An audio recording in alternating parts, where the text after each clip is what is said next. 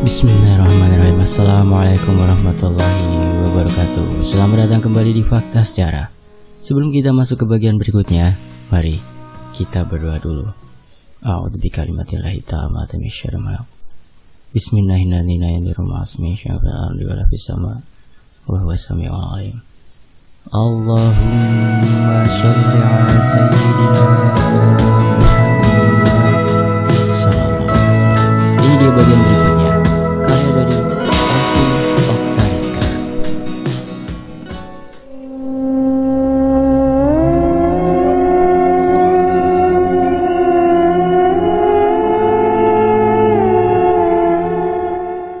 Sebuah mobil sedan merah melesat cukup kencang dan berhasil menabrakkanku hingga aku jatuh terguling di aspal jalan. Alhasil tubuhku yang sudah terluka makin bertambah goresannya. Tak lama, seorang pria berlari dengan buru-buru menghampiriku. Maaf, ujarnya merasa bersalah. Loh, pekiknya. Suara yang tidak asing, pikirku. Yah, Arka kampret. Kali nyetir yang bener apa sih? Ini gue luka bego. Bego banget lu tahu. Makiku sambil memukulinya pelan. Emak, Wallace kenapa? Lu sih jalan ke tengah aja. Kan gue gak lihat. Gelap. Omel, Arka balik. Arka, jahat, sakit. Rengekku manja. Maaf, kata Arka tak enak. Lalu dia menatapku tajam. Lo kenapa sih? Kok berantakan gini? Ini karena gue tabrak tadi apa? Tanya Arka cemas. Kupegangi wajahku sambil sedikit meringis menahan sakit. Bukan kok, sebelum kamu tabrak juga udah gini bentuknya. Kataku diiringi senyum menutupi semua rasa sakit dan takut yang masih kurasakan. Yas, kenapa sih? Tanya Arka heran melihatku. Hah? Apanya yang kenapa? Tanyaku balik sambil celingukan mengamati keadaan sekitar. Arka diam beberapa saat. Ya udah, gue antar pulang. Udah malam nih. Gak baik cewek keluyuran malam-malam. Ajak Arka lalu menggandengku begitu saja. Kutahan tangannya, dia pun menoleh. Kenapa? Tanyanya heran. Gue gak mau pulang ke rumah, jawabku lantang. Arka mengerutkan kening. Nape lu? Kabur dari rumah? Kagak dikasih uang jajan. Terka Arka sok tahu. Cih, apaan sih Arka? Udah sono kalau lu mau balik, gue bisa sendiri. Jelasku lalu hendak pergi dari hadapannya. Tunggu. Arka menahan tanganku dan membuatku kembali menoleh padanya. Apalagi? Tanyaku yang mulai jengah. Lu mau kemana? Kemana aja deh, sahutku sambil menarik nafas panjang. Ke rumah Nita. Enggak udah malam ganggu. Paling ntar nyari hotel aja deh, jawabku enteng. Apa? Hotel? Tanya Arka setengah meledek. Kenapa? Lu yakin mau nyari hotel dengan kondisi lu yang kayak gini? Tunjuk Arka ke arahku. Emang kenapa? Yang ada lu bakal diusir, dikira gembel. Lagian emang lu ada duit apa? Tanya Arka lagi. Aku diam. Bener juga. Aku tadi pergi dengan tergesa-gesa. Jangankan uang, alas kaki pun aku lupa memakainya. Kujambak rambutku sendiri sambil melihat sekeliling, berharap ada petunjuk di mana aku harus tidur malam ini. Yaudah yuk, ikut gue, ajak Arka kembali menarik tanganku menuju mobilnya. Aku pasrah dan hanya diam sepanjang jalan. Ngomong-ngomong, lu kenapa sih? Habis kerampokan? Tanya Arka yang masih penasaran sambil sesekali melirik padaku, namun tetap fokus menyetir. Bukan, jawabku pelan. Terus? Gue ketemu setan di rumah, jawabku sekenanya. Hah? Tawa Arka meledak begitu saja. Ih, kampret emang lu Arka, makiku dengan nada suara pelan. Aku malas berdebat. Aku juga malas berkelahi dengannya. Aku benar-benar lelah. Kupandangi jendela samping kiriku dan menyilangkan kedua tanganku di depan. Tak kuhiraukan lagi kalimat Arka yang terus meledekku. Coba kalau tuh setan ngikut ya, rasain luka, batinku kesal. Ada sesuatu terjatuh di atas mobil. Kami berdua diam, lalu saling pandang. Jantungku kembali berdegup kencang. Kak, itu apa? Tanyaku sambil menatap atas kami. Ranting pohon mungkin. Udah gak apa-apa, jawab Arka santai. Suara itu makin mendekat dan kini berada tepat di atas kami berdua. Arka melirikku. "Kucing kali ya? Biar gue turunin deh," ujarnya lalu menepikan mobil. Arka, jangan, mending terus jalan aja deh. Tempat ini sepi banget, dia tuh kebun semua, suruhku. "Kasihan tuh kucing, Yas, ntar jatuh kelindes kan mati," jawab Arka lalu menepi dan mematikan mesin mobilnya. Arka, jangan Kak," larangku. Tapi Arka tetap akan turun. Tapi sebelum turun, aku bersikeras menahannya. "Tunggu Kak, please, jangan, gue takut dia makhluk yang ada di rumah gue." "Hah?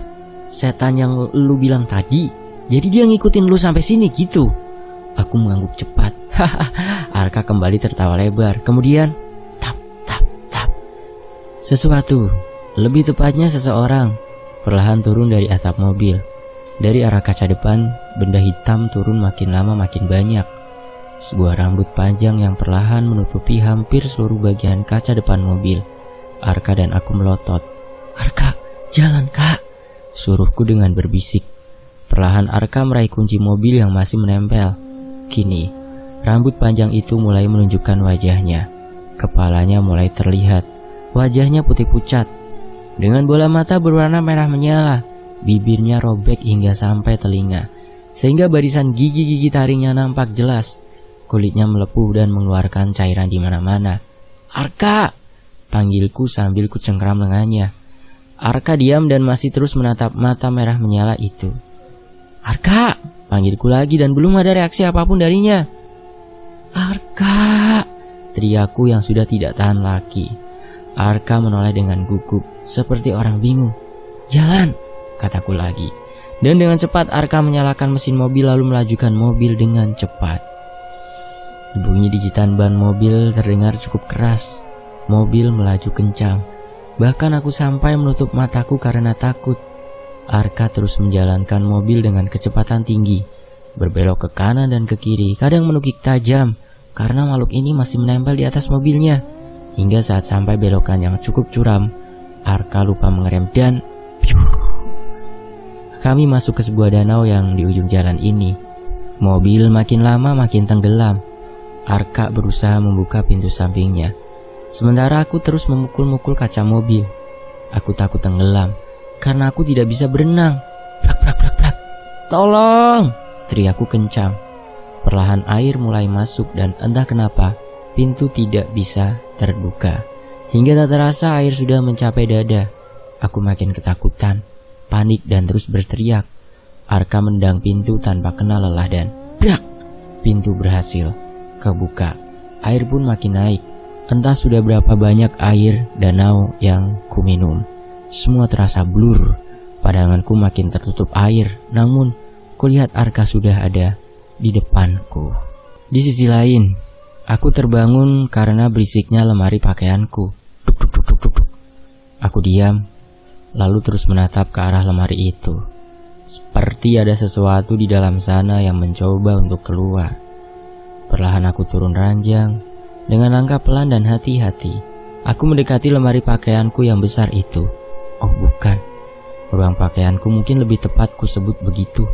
Dengan perasaan was-was dan takut, kuraih kunci berniat untuk membukanya. Rasa ragu yang awalnya menyelimutiku kini kalah dengan rasa penasaran atas apa yang ada di dalam sana. Klak. Perlahan kubuka pintu itu dan terus mengamati ke dalam sana. Bersiap, jika ada hal yang mengerikan ada di sana, maka aku harus bersiap untuk berlari. Perlahan tapi pasti kubuka pintu itu dan kosong.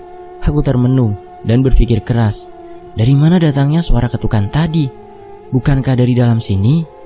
Hingga bulu kuduku berdiri seperti ada yang meniup-niup tengkuku dengan udara yang cukup dingin. Dan saat ku menoleh, seorang wanita dengan kepalanya yang hampir putus ada di belakangku, menyeringai dan berteriak tepat di depan wajahku. Aku pun berteriak kencang. Astagfirullahaladzim, pekiku ketakutan. Lalu aku pun tersadar setelah mendengar suara Arka membangunkanku, diikuti goncangan di tubuhku. Saat mataku terbuka, Arka, bisa pelan gak sih? Omelku sambil kupukuli dadanya karena kesal. Arka menahan tanganku kuat-kuat. Apa sih Yas? Hehe, sadar dulu dong, seru Arka gemas. Aku diam, kupandangi sekelilingku dan tempat ini terasa asing.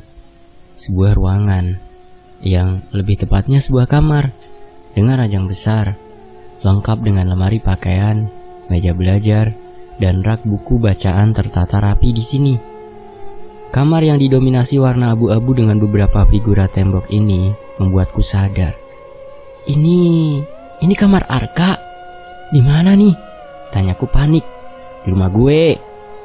Sahut Arka santai lalu mengambil segelas susu di meja nakas sampingku, menyodorkan padaku, lalu kembali duduk di pinggir ranjang.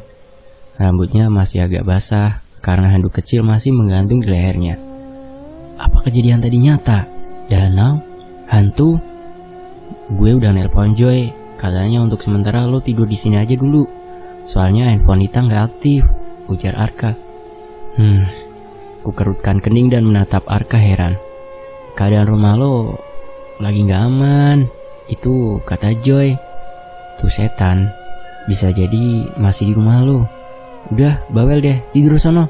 Gue di sini aja, ujar Arka menunjuk sofa panjang di ujung kamar. Akhirnya lo percayakan sama cerita gue. Tadi ngetawain, gumamku pelan dengan nada sedikit meledek. Iya ya, maaf Yas.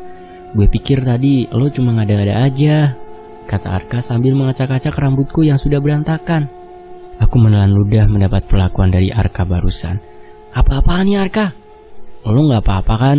Ngomong-ngomong gimana ceritanya tuh setan ada di rumah lo? Terus? Tanya Arka sambil menatap inci demi inci tubuhku yang memang banyak luka di sana-sini. Entah lebam, goresan, bahkan sayatan. Kok bisa luka lo banyak gini? Diapain sama tuh setan? Tanya Arka penasaran. Ku ceritakan semua kejadian yang ku alami. Mulai dari aku pindah rumah kemarin, setiap detail tak luput dari ingatanku. Arka mendengarkan dengan seksama, sambil sesekali anggukan dari kepalanya, seolah mengiyakan atau mengerti apa yang sedang ku ceritakan. Yas, lu tahu nggak kalau banyak rumor soal rumah itu? Bukan hanya di sekitar tempat tinggal lo, tapi hampir di sepanjang penjuru kota ini. Tahu gimana seremnya rumah itu? Terang Arka serius. Apa? Jadi rumah itu emang angker? Arka mengangguk. Dulu ya, menurut mitos yang berkembang di sini, rumah lo itu pernah terjadi perampokan. Rumah itu punya salah satu orang terkaya di kota ini. Dan malam itu mereka dirampok. Tapi perampok itu bukan cuma ngerampok aja, tapi semua penghuninya juga dibunuh. Jelas Arka dengan tatapan yang serius. Serius? Arka mengangguk yakin. Makanya rumah itu kosong untuk waktu yang cukup lama. Dan emang sih beberapa minggu lalu pas gue main ke rumah temen gue yang di sebelah rumah lo itu, gue ngeliat rumah itu lagi dibersihin. Terus kata Rido, rumah itu dibeli orang. Ternyata lo yang beli. Aku diam. Sempat berpikir untuk mengadakan pengajian. Karena sejak kami pindah, kami belum mengadakan syukuran rumah atau bahkan pengajian. Karena menurut ada di kampung halamanku, setiap kita menempati rumah baru, alangkah baiknya diadakan acara pengajian ataupun selamatan. Arka melambai-lambaikan tangan kanannya di depan wajahku. Yasmin, panggilnya, yang membuyarkan lamunanku seketika. Iya kak, sahutku sedikit gugup. Kenapa? Tanyanya pelan. Aku menggeleng dan tersenyum. Arka balik tersenyum sambil menatapku dalam-dalam. Iya, gue obatin sini lukanya, katanya, lalu beranjak mengambil kotak P3K yang ada di tembok. Dia kembali lalu dengan hati-hati mengobati lukaku. Kak, panggilku pelan. Gumamnya masih fokus memberikan obat oles ke beberapa bagian wajahku. Makasih. Arka menatapku lalu tersenyum. Sama-sama Yasmin, ucapnya dengan mendekatkan wajahnya makin dekat padaku. Jantungku berdetak lebih cepat dari ritme semula. Entah kenapa, Arka ini lebih manis dari biasanya. Sudahlah. Orang tua kamu kemana? Aku gak apa-apa nih nginep sini, tanyaku sambil celingukan. Arka tersenyum. Mamaku lagi koma di rumah sakit. Udah hampir sebulan ini. Papa gak di sini, di rumah istri barunya, jelasnya sambil menunduk, membereskan obat-obatan di pangkuannya. Jadi kamu sendirian? Tanyaku sedikit terenyuh mendengar kalimat Arka barusan. Iya Yas, aku sendirian. Suara Arka terdengar pilu, namun senyum selalu menghiasi wajahnya, menutupi semua rasa sakit dan sedih yang dialami. Ternyata, di balik kerasnya Arka, dia menyimpan rasa sedih yang teramat sangat dalam. Maaf kak, aku nggak tahu. Sabar ya, ucapku sambil menepuk bahunya. Dia menatapku dan tersenyum. Makasih Yas. Ya udah, kamu istirahat Gi. Udah malam banget ini. Capek kan? Aku tersenyum lalu mulai merebahkan tubuhku dan Arka menyelimutiku. Dia kembali ke sofa di sana dan mengambil posisi ternyaman untuk tidur juga. Tapi tunggu, aku, kamu, sejak kapan panggilan kamu berubah jadi aku dan kamu? Di ujung sana, Arka sudah mulai merapatkan selimutnya dan sepertinya akan tertidur. Tapi sebelum itu, dia sempatkan tersenyum padaku lagi. Ku balas senyumnya dan mengganti posisi tidur dengan membelakanginya. Kenapa jadi grogi gini sih? Kami pun tidur. Di sisi lain, selimut yang kupakai terasa ditarik-tarik ujungnya. Ku tahan terus karena kupikir Arka mulai jahil. Perlahan, sesuatu masuk ke dalam selimutku dari bawah kakiku. Aku langsung tersadar dan kembali ke posisi duduk. Ku singkap selimut dan ternyata tidak ada apapun. Arka masih terlelap di sofa, sementara horden di dekat jendela berkibar-kibar tertiup angin. Entah sejak kapan jendela terbuka, atau memang Arka biasa membuka jendela di malam hari. Karena udara makin dingin dan nyamuk banyak yang masuk, aku putuskan menutup jendela itu. Saat ku singkap korden, seseorang sedang berjalan dengan terseok-seok di luar halaman. Kupicingkan mataku untuk melihat lebih jelas. Sepertinya nenek-nenek, jalannya bungkuk, rambutnya putih semua. Pakaiannya kebaya zaman dulu, rambutnya berantakan, berjalan dengan kepayahan karena sepertinya sebelah kakinya terluka. Oh tidak, kakinya, telapak kaki kanannya menghadap ke belakang, membuat jalannya aneh. Aku mundur. Setan mana lagi ini? Kenapa di mana-mana ada setan? Prang! Vas bunga di sampingku terjatuh. Mampus gue. Nenek yang tadinya hanya lewat, lalu seketika menoleh padaku. Dia menggerak-gerakkan kepalanya sambil berjalan ke arah jendela. Tiba-tiba badanku kaku, tidak bisa bergerak. Lidahku keluh. Aku hanya bisa menggerak-gerakkan bola mataku saja. Melihat kepala nenek itu bergerak, bagai hampir putus, sudah bisa kupastikan dia bukan manusia. Aku melirik ke arah Arka yang masih tidur pulas. Dengan tenaga yang kupaksakan, kurai figura yang ada di sampingku. Prak! Pecah. Suara itu membangunkan Arka. Dia mengucek mata, lalu melihat ke arahku dan melotot. Kenapa Yas? Tanyanya heran. Aku masih membeku. Dia mendekat. Digonjang-gonjangkannya tubuhku hingga kesadaranku kembali sepenuhnya. Sontak ku peluk Arka sambil menangis di pelukannya. Arka mengeratkan pelukannya, walau awalnya dia segan. Tapi melihatku sedih dan terguncang, dia pun menyambutku dengan tangan terbuka. Udah Yas, udah ya. Ada aku di sini. Kamu gak apa-apa kan? Tanya Arka lembut. Itu kak, itu. Tunjukku ke arah jendela dengan tetap bersembunyi di dada Arka. Arka menoleh. Bentar, aku tutup dulu jendelanya, katanya. Ku tahan tubuhnya. Rasanya aku benar-benar takut jika nenek tadi muncul lagi. Gak apa-apa, sebentar aja kok. Anginnya kenceng. Aku tutup bentar ya, bujuk Arka lagi. Akhirnya aku lepaskan pelukanku. Setelah Arka menutup jendela, dia membawaku kembali ke ranjang. Aku takut, kamu jangan jauh-jauh ya kak, please, pintaku. Arka diam, lalu tak lama mengangguk. Di sisi lain, entah sudah beberapa kali aku menguap di pagi hari nan cerah ini. Kini aku sedang duduk di kantin menikmati secangkir kopi buatan Bu Nur. Keadaan kantin masih lenggang, karena ini masih cukup pagi. Kalau mengingat kejadian pagi tadi, aku sedikit kesal pada Arka. Pukul 4.30 dia membangunkanku. Dia bilang dia harus mengantarku ke rumah untuk mengambil seragam dan tasku. Karena dia harus pagi-pagi buta datang ke rumah sakit, di mana mamahnya dirawat. Aku yang terbiasa bangun sedikit lebih siang akhirnya masih mengantuk sampai sekarang.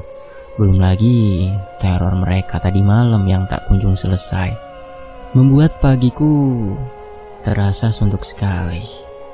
Satu yang pasti, aku pasti mirip panda. Aku ngantuk.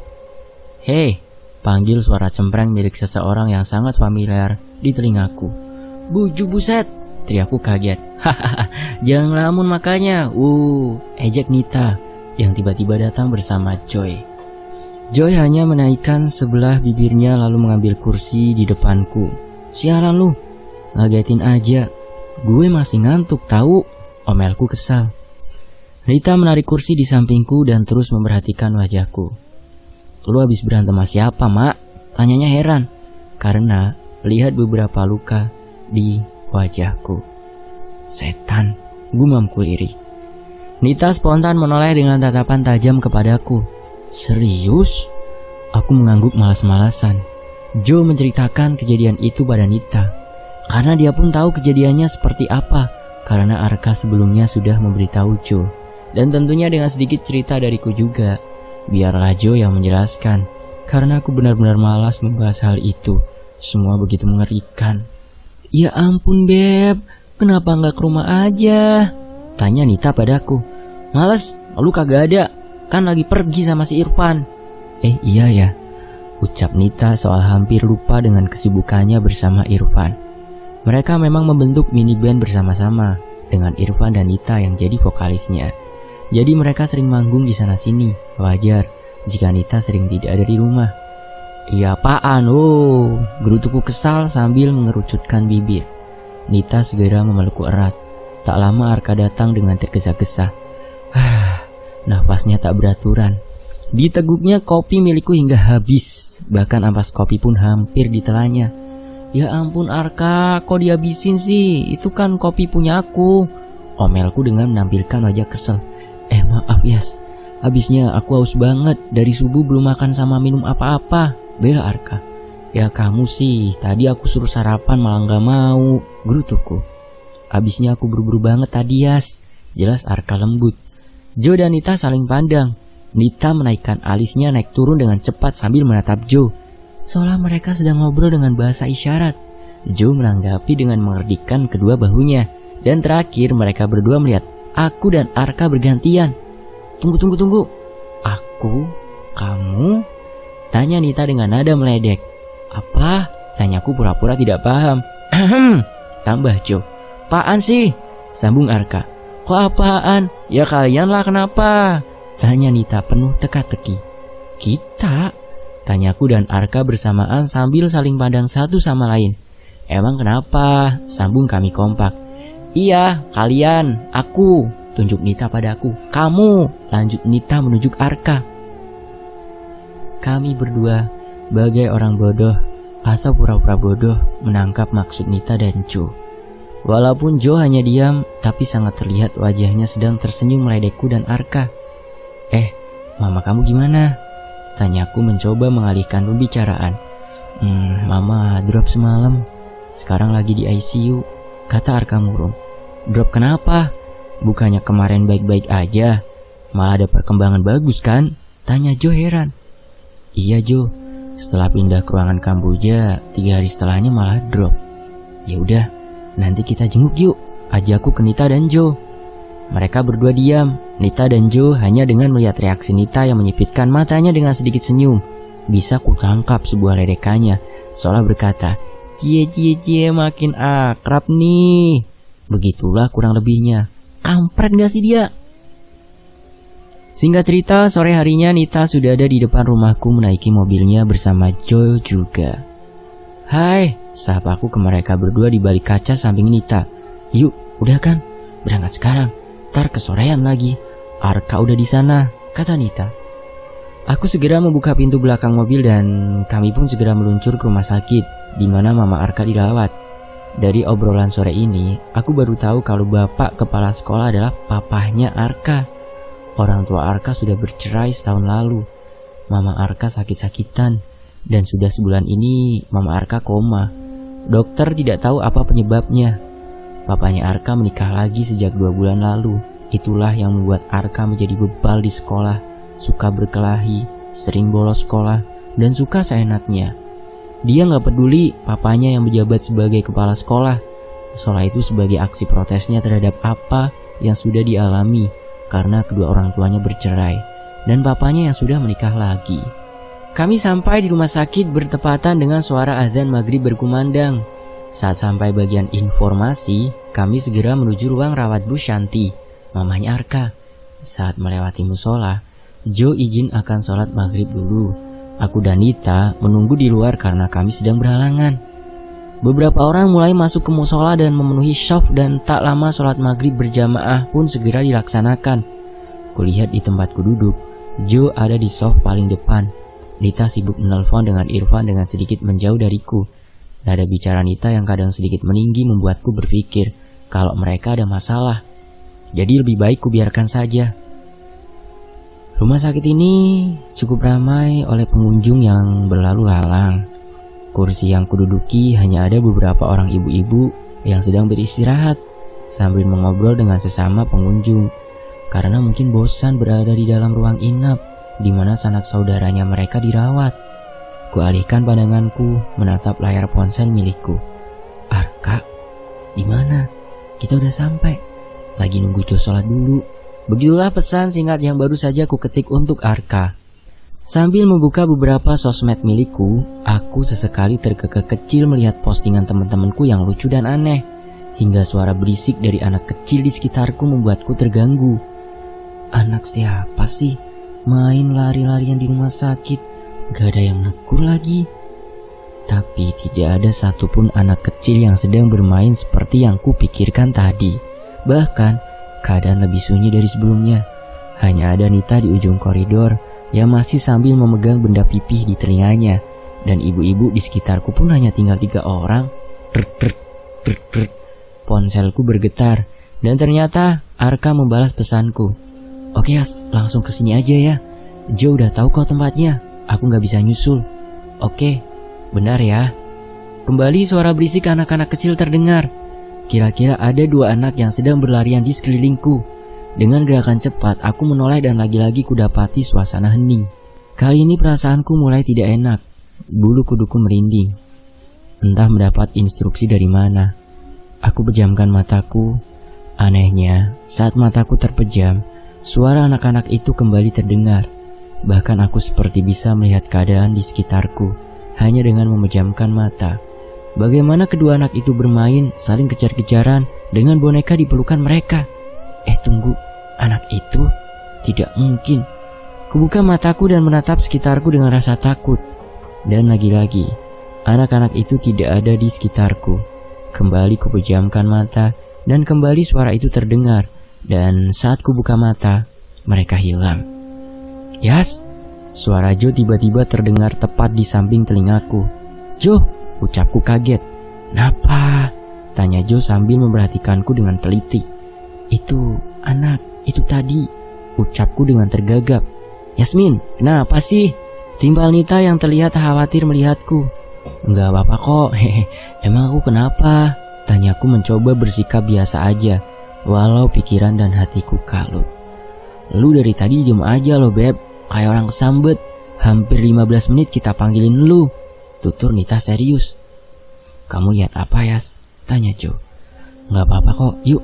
Arka udah nunggu kita. Ajakku lalu berjalan lebih dulu. Mereka berdua pun menyusulku. Ruang rawat inap mamahnya Arka lebih jauh ke dalam. Jadi kami masih berjalan makin masuk melewati beberapa poli kesehatan lain. Suasana rumah sakit agak lenggang. Aku dan Nita berjalan beriringan dengan Jo. Beberapa kali aku menoleh ke belakang. Suara mereka sungguh mengganggu. Ya, anak kecil itu. Anak yang kulihat bersembunyi di balik gorden kamarku saat pertama kali aku pindah ke rumahku. Kenapa dia bisa ada di sini? Lalu siapa anak kecil yang bermain bersamanya? Kenapa mereka menggangguku? Kenapa anak itu mengikutiku? Yas, kenapa sih? Tanya Nita heran. Aku emang lebih pendiam karena sangat terusik oleh gangguan mereka. Jo memperhatikanku lalu ikut menoleh ke belakang sepertiku. Biarin aja Yas, ujar Jo. Aku hanya menatap dingin, lalu mengangguk dan kembali fokus ke depan. Hingga sampai di sebuah ruangan. Jo masuk lebih dulu. Ruang Kamboja. Bersambung. Terima kasih ya buat Kak Osi yang udah ngizinin buat dibawain di Fakta Sejarah. Dan saya ucapkan banyak-banyak makasih juga ya buat teman-teman yang udah mampir ke channel cadangan admin. Buat yang belum mampir silahkan mampir ya, itu di layar akhir ada. Tinggal disentuh saja nanti akan langsung masuk ke channel cadangan admin secara otomatis. Dan saya pamit undur diri. Wassalamualaikum warahmatullahi wabarakatuh. Tetap di Fakta Sejarah. Alhamdulillahirrahmanirrahim. Sampai jumpa di bagian berikutnya.